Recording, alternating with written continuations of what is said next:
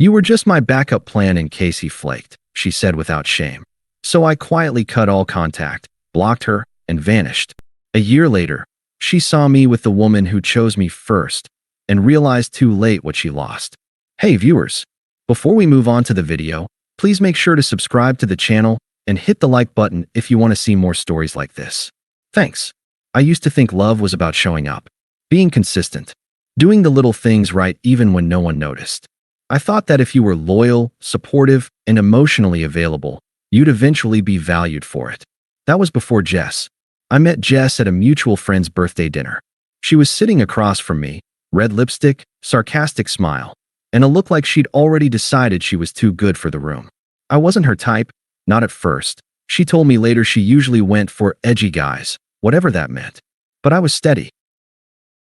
I listened when she talked, remembered things she said, and I never tried to impress her with anything fake. Eventually, she called me refreshing. We started seeing each other casually, but within a few months, it turned into more. By the end of the year, we were spending most nights together. She moved into my apartment during the lockdowns. Said it was temporary, but 3 months turned into 2 years. Jess was magnetic in public. People gravitated toward her. She made friends quickly, flirted effortlessly, and always had a story to tell. I was the opposite. I kept my circle tight. I focused on my job, my goals, and staying grounded. Still, I loved her. Or at least, I loved the version of her I thought was real. I used to do things for her that now seem insane. I helped her land a new job after she got fired from her retail gig, spent a weekend redoing her resume and prepping her for interviews. I paid off her $1,200 credit card debt once when her interest rate ballooned. She called me my sweet little finance hero. I laughed, thinking it was affectionate. She used to say I was too nice for my own good, that I didn't get mad even when I should. At the time, I wore that like a badge of honor. I thought it meant I was emotionally mature. Looking back, it meant she didn't take me seriously. The first red flag I ignored was Ryan. Ryan was her old friend, the kind she used to hook up with, but it never got serious. He lived in another city, allegedly had a girlfriend, but they kept in touch through Instagram and the occasional FaceTime. I brought it up once, gently, and she snapped. "I'm not cutting people off just because you're insecure." So I backed off. I didn't want to be that guy. Controlling, jealous, overbearing. I told myself it was fine, that if she was with me, it meant something. But slowly, little cracks started to form. She got weird about her phone, started taking calls in the bathroom. Her texts got shorter, her laughs more forced. We'd be watching something on Netflix and she'd be scrolling through her feed, half engaged. Once, when I asked her what was going on, she shrugged and said, "Honestly, I just feel like I'm stuck in a routine. Like, we're in this pattern. And sometimes I wonder if we're just comfortable, not passionate." I should have seen it coming. The real wake-up call came at her friend Megan's place. We were there for a casual get-together, just 6 or 7 people, wine, charcuterie, background music. I stepped outside to take a call from my mom, and when I came back in, I heard Megan say, "So are you going to tell him what's going on with Ryan? Or just hope it fizzles again?" I froze in the hallway. I couldn't see them, but I could hear Jess sigh. "Not yet. There's no point if Ryan disappears again like last time. But if he sticks around this time, I'm done pretending." The words hit like a punch in the stomach. I walked back into the room casually, pretending I didn't hear anything. She looked up and smiled at me, completely unaware. I smiled back. Didn't say a word. I didn't sleep much that night. My brain wouldn't shut off. I kept replaying the conversation, wondering how much of the past year had been a lie. Wondering if she ever actually loved me, or if I was just convenient. I didn't confront her right away. I wanted to be sure. Maybe I was overreacting. Maybe it was just talk. But deep down, I already knew. A few days later, I got confirmation, but not in the way I expected. She was in the kitchen, cooking something while FaceTiming Megan. Her phone was propped up on the counter, and she didn't realize I had walked in. "Look," she said, twirling her hair. "I always liked Ryan more. I only stuck with my name because Ryan kept ghosting me. But now that Ryan's back, I'm not going to miss my chance over a backup plan." Megan laughed. "You're brutal." Jess grinned. "I'm just being real." That was the moment something inside me snapped, but not in the way you'd think. I didn't rage. I didn't cry. I didn't scream. I just turned around, walked back to the bedroom, and started packing a bag. She didn't even notice. I didn't say anything that night. Not a word. I packed a duffel bag, grabbed my laptop, my keys, and left. She texted me around 11:43 p.m. Jess, where'd you go? Jess, you okay? Jess, seriously, are you mad at me or something? I didn't answer. I slept in my car that night, in the parking garage under my office building. Not because I didn't have options. I have friends. A brother in town. But I needed the silence. I needed a moment where no one could lie to me, distract me, or spin their version of things. I sat there in the dark, staring at the ceiling, listening to the quiet hum of the building above me. And for the first time in 2.5 years, I started to feel calm. She didn't try calling. Just a couple more texts in the morning. Jess, can you come home? I'm worried about you. Jess, whatever this is, can we just talk? That last one almost made me laugh. Talk? When exactly was she planning to do that, before or after she tossed me aside for her flaky main option? I went to work the next morning like nothing had happened. Ran the morning meeting. Closed 2 deals. Smiled at coworkers. Nobody noticed the bags under my eyes or the weight in my chest. I'd mastered pretending. That night, I went back to the apartment. I didn't want drama, didn't want to fight. I just wanted clarity. My plan was simple. Get her to say it out loud. She was sitting on the couch in a hoodie and pajama shorts, hair up, scrolling through her phone. She barely looked up when I walked in. You didn't answer any of my messages, she said, like I'd just come home late from the bar. I needed a night to think, I replied. Calm. Neutral. She stood and walked over. Think about what? I motioned toward the couch. Sit. She did. I didn't. I want to ask you something, I said. And I want a real answer. She crossed her arms. Okay. Are you still in love with me? I asked. She hesitated for a moment, then let out a slow sigh. Well, okay. Where is this coming from? Just answer the question. I mean, I care about you, obviously. That's not what I asked. She looked away. I don't know. Things have been weird between us lately. It feels like we're going in circles. And maybe we've both been feeling it, but just didn't want to say anything. And what about Ryan? I said, deadpan. That froze her. She blinked, eyes darting around the room like she was calculating. What about him? I heard you, I said. At Megan's. And again on FaceTime yesterday. You called me your backup plan. She went pale. Opened her mouth, closed it. Then, like flipping a switch, she went straight to defense mode. Okay, first of all, that was a private conversation. Do you deny saying it? She was silent. I nodded. Right. Jess stood up suddenly, frustrated. It's not what it sounded like. You said you only stayed with me because Ryan kept ghosting you. That I was just someone to fall back on. Her voice sharpened. You're twisting it. I was venting to a friend. People say things they don't mean when they're frustrated. You sounded pretty sure. I was confused. Okay, she snapped. I didn't know what I wanted. And Ryan's been in and out of my life forever. I thought maybe, just maybe, if it worked out with him this time, I should explore that. And what exactly am I in this scenario? The emotional storage unit you park in between breakups. That's not fair, she said, folding her arms tightly. What's not fair is how long I stood by you while you played pretend, I said, voice still calm. I helped you get back on your feet. I believed in you when nobody else did. And the entire time, you were waiting for someone better to show up. She scoffed. I never said he was better. You didn't have to. We stood there in silence. She looked like she wanted to cry, or scream, or throw something. But all she did was whisper, so what now? I took a breath. I'm done, Jess. You made your choice. I just finally heard it out loud. She blinked. So that's it. You're not even going to try to work through this. I worked through this for 2.5 years. Alone. You were just waiting for someone else to come pick you up. You're blowing everything out of proportion. You're not even giving me a chance to explain. You already did. I grabbed my bag and keys. Walked toward the door. You're just going to walk out, she yelled after me. I stopped and turned to look at her. You walked out first. I'm just catching up. Then I left. Didn't slam the door. Didn't say another word. And I never looked back. After I walked out of that apartment, I didn't go back.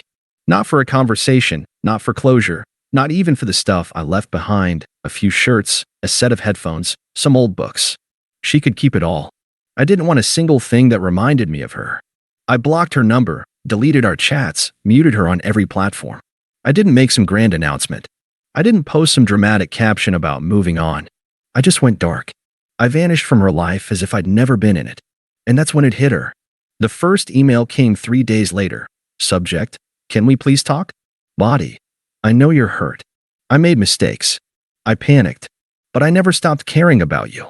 Can we please just talk, face to face? I didn't respond. A few days later, I got another one. Longer this time. Rambling. Emotional. She said she missed me. That she didn't realize how much I meant to her until I was gone. That she was confused when she said those things. That she didn't mean it like it sounded. Of course she didn't. It only sounded bad once she realized I wasn't going to beg for her back. But the truth was, I didn't miss her. Not anymore. What I missed was the version of her I thought existed, the person I believed she was. That person died the moment I heard her say I was just a backup plan.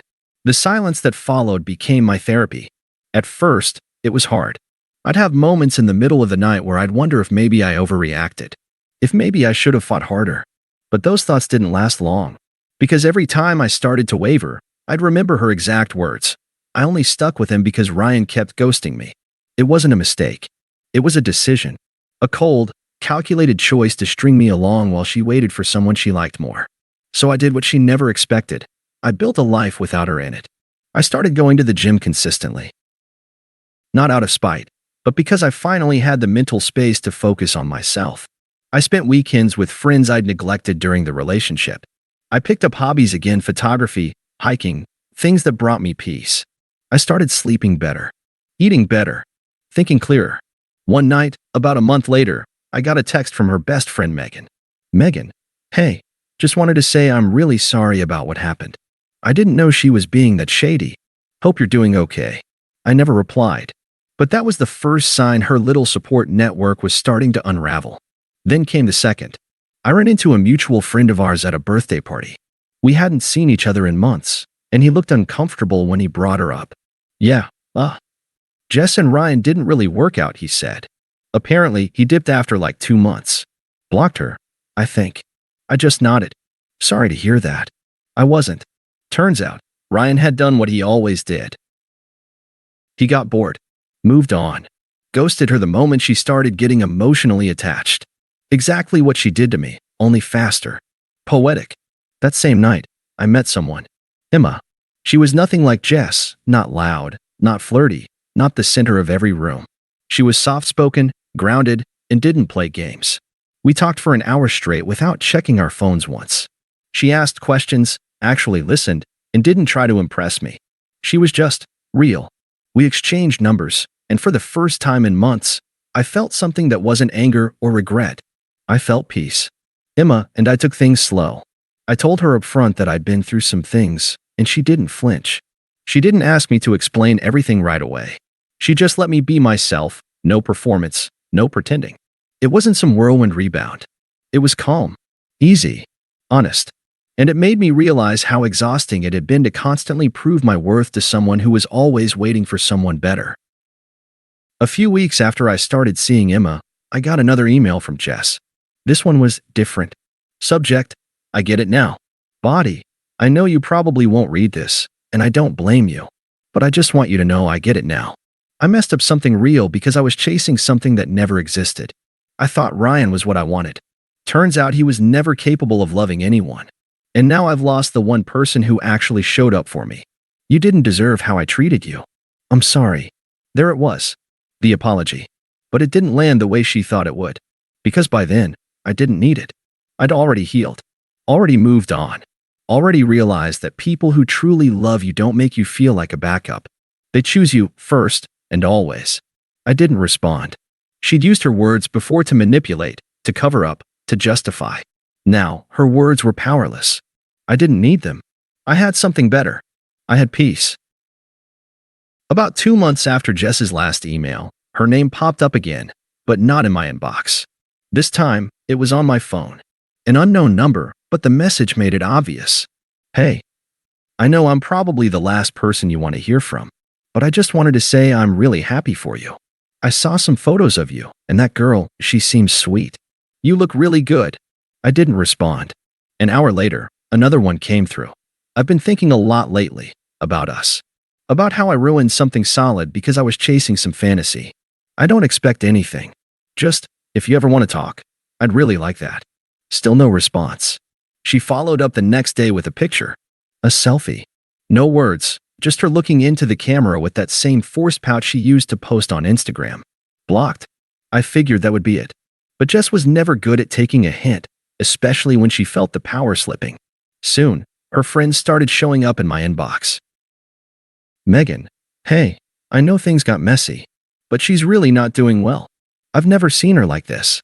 She misses you. I'm not saying you should forgive her, but maybe just talk to her. Sam, mutual friend, she's been asking about you a lot, man. Says she made the biggest mistake of her life. You don't owe her anything, just letting you know. I didn't engage with any of it. I wasn't angry anymore. I was indifferent, and that's what made it worse for her. Because the one thing Jess had always counted on was getting a reaction. And now, she got nothing. Then, about a month later, the final message came. Long, desperate, rambling. Jess, I need to say this. I don't know how else to reach you. I know I said horrible things. I was scared.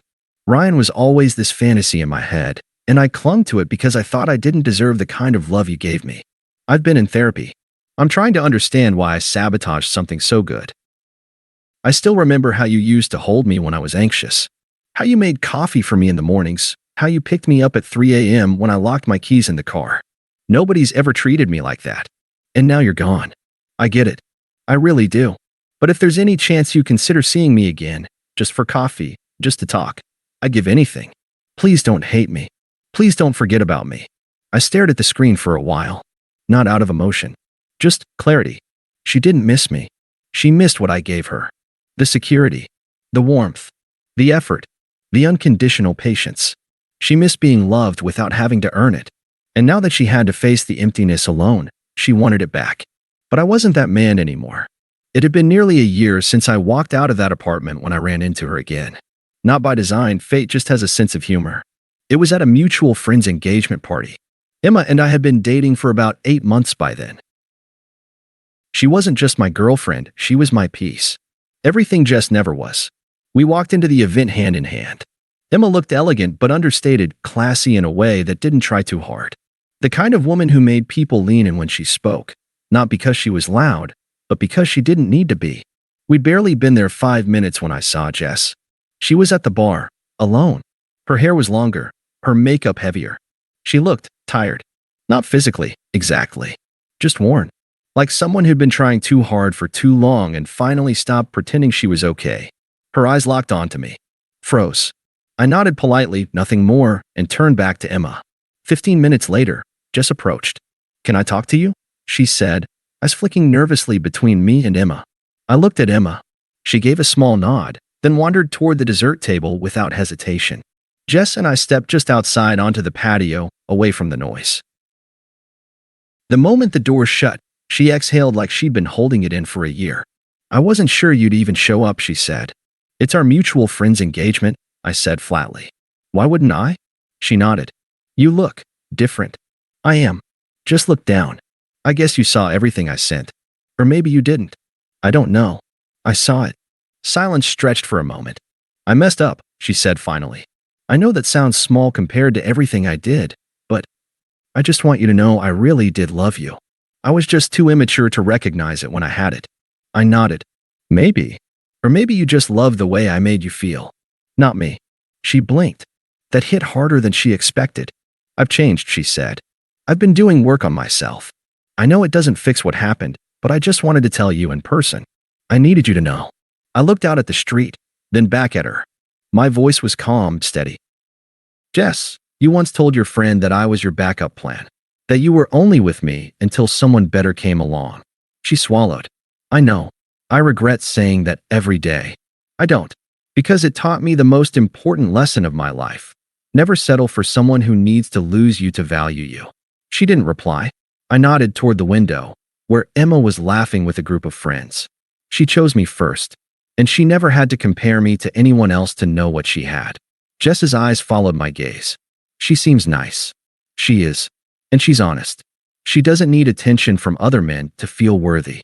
She doesn't treat love like a contest. Jess looked like she wanted to say something more, maybe argue, maybe apologize again, but she didn't. She just nodded. Take care of yourself, I said. Then I turned and walked back inside. Emma looked up, saw me, and smiled like I was the only person in the room. And in that moment, I knew I hadn't just moved on from Jess. I had upgraded from her in every possible way. Jess didn't reach out again after that night. No more emails. No more desperate messages. No mutual friends testing the waters on her behalf. She finally understood. She no longer had access to me.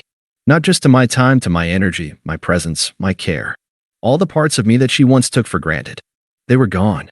Not stolen. Not taken away in anger. Just reclaimed. Because the truth is, I didn't need revenge. I didn't need her to cry or apologize in front of a crowd or beg on her knees. That's not what healing looks like. Real healing happened in the quiet. In the mornings, I woke up without that heaviness in my chest. In the calm, I felt walking into my apartment and knowing peace lived there now. Emma and I built something from scratch. No ghosts, no games, no waiting for the other shoe to drop. She chose me the way I always wanted to be chosen. Freely, clearly, and without hesitation. And I finally chose myself too. There was a moment, maybe 2 months after that party, when I was cleaning out an old drawer and found a note Jess had written me years ago. A goofy post-it from some random Tuesday. "You're my favorite safe space. Don't ever change." I held it for a second, smiled once, and threw it away. She was right about one thing. I was safe. Steady. Real. But I did change. I stopped being someone's safe space while they waited for a thrill ride. I stopped being the man someone settled for just in case. Sometimes people ask if I ever hear what happened to her. Truth is, I don't ask. A friend once mentioned she'd moved back in with her mom for a bit. That she switched jobs again. That she's laying low. But none of it sticks in my mind. I don't hate her. I don't wish her pain. I just don't care. She became a lesson I outgrew. A name that used to matter, now just background noise. Like a song you once loved, but haven't played in years. What matters now is the life I've built after her. Emma and I just got a place together, a modest little home with more plants than furniture right now. We spend weekends making pancakes and arguing about whether or not the cat should sleep on the bed. We laugh a lot. We talk even more. And sometimes, when she's curled up next to me with her head on my chest, she'll say something simple like, "I'm glad we found each other." And I always smile. Because I didn't find her by luck. I found her by walking away from the person who never deserved me in the first place. And I'll never go back. Thanks for watching. Make sure to subscribe to the channel and hit the like button.